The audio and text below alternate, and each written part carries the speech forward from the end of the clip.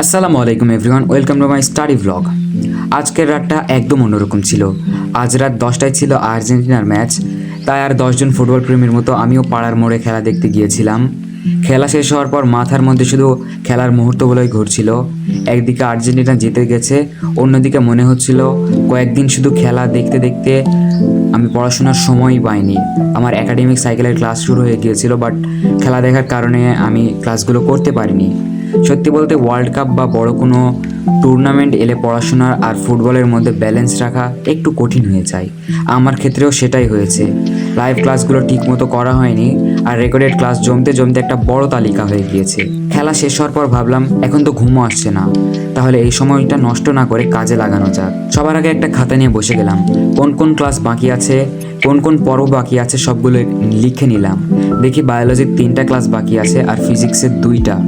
তালিকা দেখে প্রথমে একটু চিন্তা লাগলেও মনে হলো একসাথে সব ভাবলে হবে না।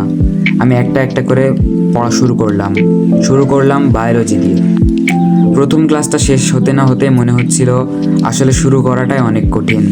অনেক দিন পড়ালেখা নিয়ে কোনো চিন্তা করা হয়নি, পড়াশোনাতে বসা হয়নি, সেই জন্য ফোকাস রাখা অনেক কঠিন হয়ে যাচ্ছিল। তারপরেও আমি ক্লাস চালিয়ে গেলাম, যদিও রাতে করার কিছু নাই। এরপর দ্বিতীয় বায়োলজি ক্লাস শুরু করলাম। ধীরে ধীরে রাত আরও গভীর হতে লাগলো।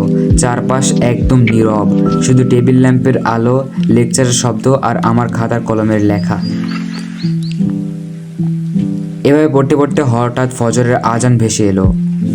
আমি ভাবলাম যেহেতু আজ রাতে জেগে আছি, তাহলে ফজরের নামাজটা জামাতে পড়ে আসি।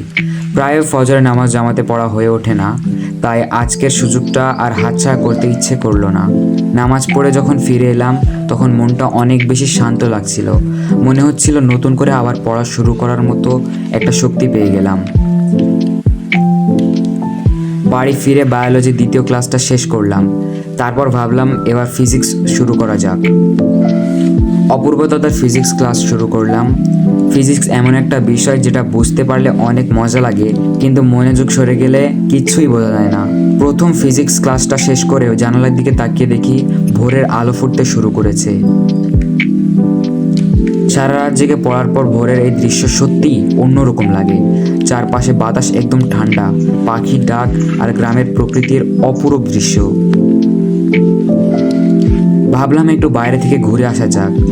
চলে গেলাম আমাদের এলাকার বিলে। ভোরের বিলের সৌন্দর্য সত্যিই ভাষায় প্রকাশ করার মতো না।